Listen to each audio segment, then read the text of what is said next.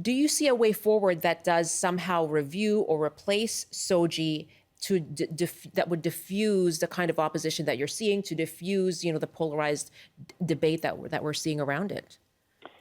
Yes, and we already do that. We do it every day. And I feel quite offended that multiple people, and perhaps Eleanor, in terms of the latest comments, do not see the work of teachers during professional development, during district processes, which allow for challenging of material, which, we review materials.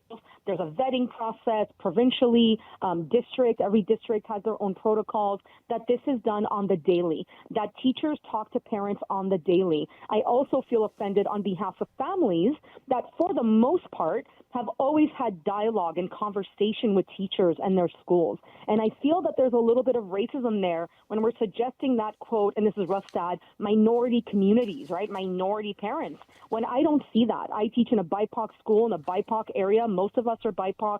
And what we see is support, because we're elevating identities. We're elevating the fight for human rights for all of our families. And when students can come home and say, I saw myself, right? We celebrated, right? We talked about my history, my culture, my identity. It's a beautiful thing. So I feel like we're falling prey to a lot of misinformation and to a lot of kind of discriminatory beliefs.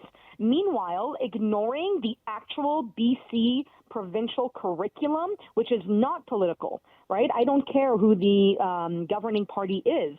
Those processes in the Ministry of Education should never be political. It's something that we look at expertise and professional advice, and teachers being very much experts because we have multiple degrees in these areas.